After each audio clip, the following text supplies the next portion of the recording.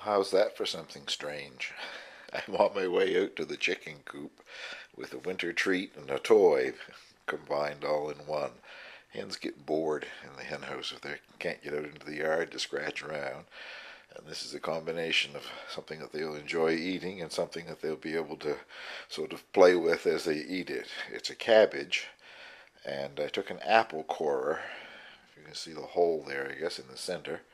I took an apple corer and took the center out, and then this is electric fence wire, I guess. It's a combination of a stainless steel wire and some kind of polypropylene or something. Anyway, I put that through the hole, and I'm going to hang it from the rafters a few inches off the ground so they can pick away and eat the cabbage, and keep them entertained picking at it. I'll give you a look at it and see what the girls think of it in a minute. I still haven't got the cabbage up, but I had to show you that it's a horribly cold morning, still minus 12. It was down to minus 15 overnight. They've had 2 cold nights in a row. It was minus 17 night before last. And already this morning, it's about 10 a.m. They've produced 4 lovely big brown eggs. And some of the girls are starting to enjoy breakfast here. This morning's breakfast is leftover hot Red River cereal with raisins in it and brown sugar. They like that, and they like oatmeal, both in the cold mornings.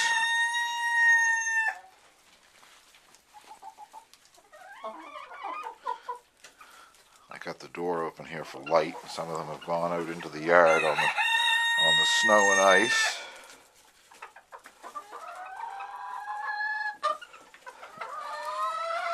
There is Prince Leah, the one that's making all the noise here.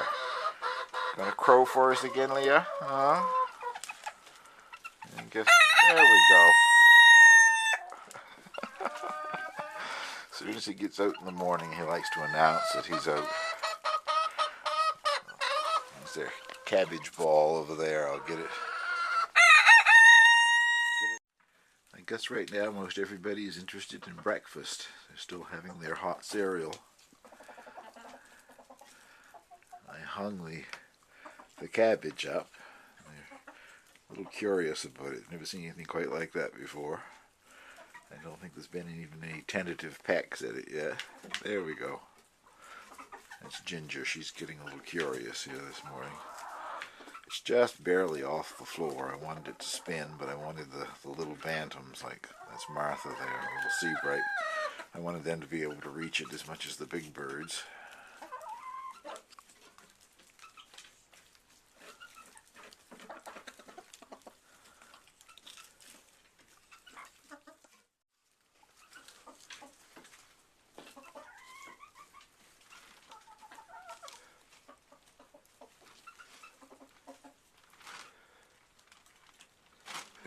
I'm sure once they get used to it, it's going to be very popular because they love cabbage and Brussels sprouts and broccoli and all that sort of stuff. I give them the leaves off the plants.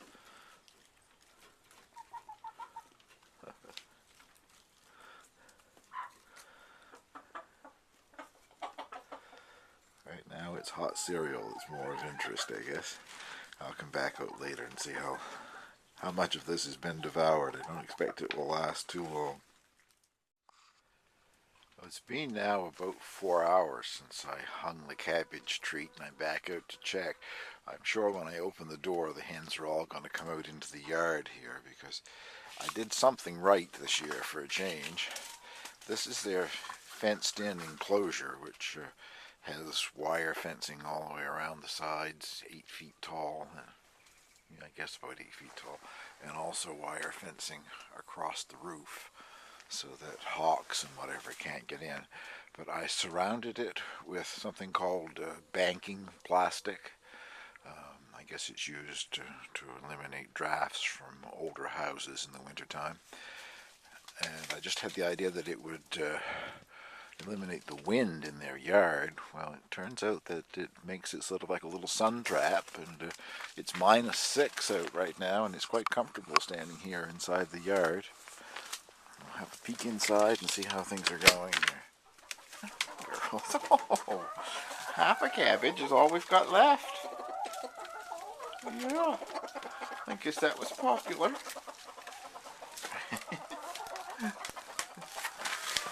How well that shows up, but it won't be much longer and the cabbage won't be on the string anymore. It'll be on the ground. But there's the, I would say in the last 4 hours that's been a popular toy. So cabbages aren't that expensive. I'll do that again.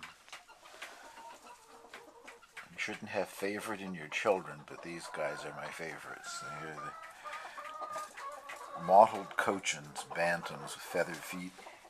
I have 3 of them, and they are always together. Right now, one of them is playing the cabbage game.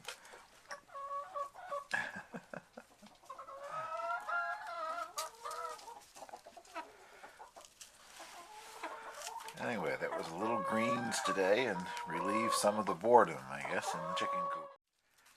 I'm going to send this video off to the Keeping Chickens newsletter as well. It comes out twice a month, and I thoroughly enjoy it, read it from cover to cover.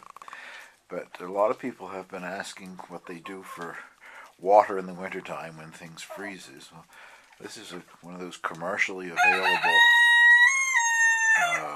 water fountains which plugs in, has a thermostat in the bottom. The heat only comes on when it's needed, and it certainly has worked very well. The coldest we've had it so far is minus 17 Celsius, and there hasn't been a problem at all. There's always fresh water available. Actually, on a cold day like this, I stick my finger in the water and it feels warm. The air is so cold. Thank you very much for watching, and if you're interested to see more of this type of video, please subscribe. Thank you.